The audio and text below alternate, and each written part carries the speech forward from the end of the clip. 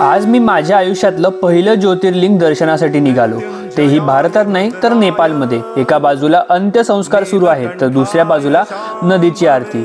कन्याकुमारी ते काश्मीर मार्गे नेपाळ या मालिकेत स्वागत आहे. आमच्या दिवसाची सुरुवात झाली बुढा नीलकंठ मंदिराने. भगवान विष्णूची शेषशय्येवर झोपलेली भव्य मूर्ती जगात अत्यंत दुर्मिळ मानली जाते. खूप शांत, दिव्य आणि वेगळी ऊर्जा जाणवणारी जागा.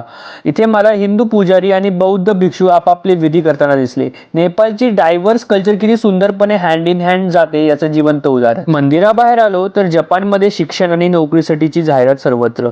जसं भारतात कॅनडा, ऑस्ट्रेलिया, US चं आकर्षण, तसं इथे जपानचं. रस्त्यात एक भन्नाट गोष्ट पाहिली. 2 जणांसाठी एकच रेनकोट सारखा पॉन्चो. फर्स्ट टाइम असं काही पाहिलं. यानंतर आम्ही निघालो बौद्ध स्तूपाकडे. वाटेत तिबेटी लाफिंग आणि तायवानी बबल टी ही ट्राय केलं. बौद्ध स्तूपा म्हणजे बौद्ध धर्मीयांसाठी अत्यंत पवित्र पिलग्रिमेज साईट. स्तूप परिसरात गणपतीसह अनेक हिंदू देवतांच्या मूर्ती दिसल्या. पुन्हा एकदा संस्कृतीचं सहअस्तित्व. थोडी खरेदी करून आम्ही पोहोचलो पशुपतीनाथ मंदिरात. इलेक्ट्रॉनिक डिव्हाइस बंदीमुळे दर्शन अधिकच अंतर्मुख झालं. माझं पहिलं ज्योतिर्लिंग दर्शन खूप दिव्य अनुभूती. भगवती आरतीसाठी बसलो तर एका बाजूला अंत्यसंस्कार सुरू होते तर दुसऱ्या बाजूला आरती. जीवनाचा अखंड प्रवाह डोळ्यासमोर उभा राहिला. त्या दिवशी माझ्या मित्राचा वाढदिवस सुद्धा होता, त्यामुळे दिवस अधिकच खास. आजही त्या आरतीची ऊर्जा मनात ताजी आहे. भेटूया पुढच्या भागात.